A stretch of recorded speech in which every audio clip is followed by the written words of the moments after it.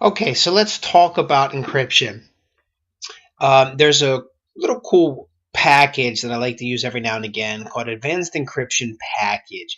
You have a trial version, but you can also get the actual full or paid version of it. But I like it just because it gives you the basic overview of encryption, gives you a variety of algorithms to choose from, which are down here in the algorithm list and things like that. So what we're going to do is basically I've created a directory and a file called encryptme.txt that's sitting on my hard drive. And what we're going to do is we're going to set up a password. I'm just going to call it password. It'll rate the strength of it. So I can do this symmetrically, or you can see there's a public key component here, which is an asymmetric component. I can choose the algorithm. Now this is nice because you can actually see a variety of the symmetric algorithms. So if we just back up and look at principles for a second, remember in the integrity world, we want to detect to see if something has been changed, modified, or altered.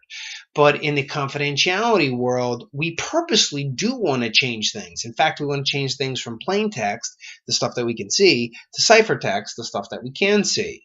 And so any symmetric algorithm, it basically works like a padlock. You basically put in a password and it changes plain text into ciphertext, forwards and backwards, and that's it. All keys in the symmetric world are private keys. So there's a little saying that we have in class where we just rattle off all of the symmetric algorithms. So as these three guys had an idea to cast out their rod to fish for blowfish, but instead they received serpents in the rain. So let me go through that a little slower, and then let me show you that basically in a program or a tool like this. So A for AES, and you would look on this list for AES. Now, in fact, Raindial is based off of AES, so this can work in AES 256-bit mode. Ds or DES, three guys for triple DES, had an idea, and you can see if idea is in this list, doesn't look like that it is, to cast right here, which is a 256 version of cast, to cast out their rod to fish. So you can see if two fishes here, and there it is. For blowfish, there's blowfish. But instead they received is the Rivest cipher. So they specifically have Rivest 2, but there's 3, 4, 5, 6, etc. Serpents. Serpents is in the list somewhere. Here it is at the bottom. In the rain, which again is Raindial AES. And there's a few others that I didn't cover. Mars, Skipjack, which is, relatively outdated. Square, Shark, Ghost, Three-Way, Safer, T, Diamond. So there are others if you want to get the idea. One of the most testable things about these algorithms is the bit size, so it is helpful to basically see those here. For example, Skipjack is 80. I'm looking for unique trends and patterns here. Blowfish is 448. Triple Des is basically 192 or 168, depending on how you want to add it up with or without parity. Des is normally 56. In this case, they're running a 128-bit version of that. AES actually comes in variable sizes too, so it's 128, 192, and 256. So this program implements the 256 version, etc., etc., etc.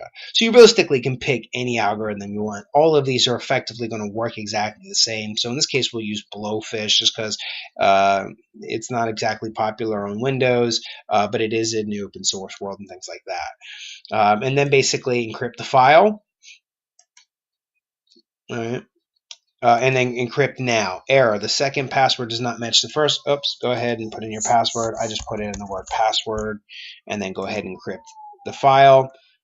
And now you can see encryptme.titx.aep, and that's the one. So now if I want to decrypt that file, and actually before we do that, let's go actually see the actual file on the hard drive.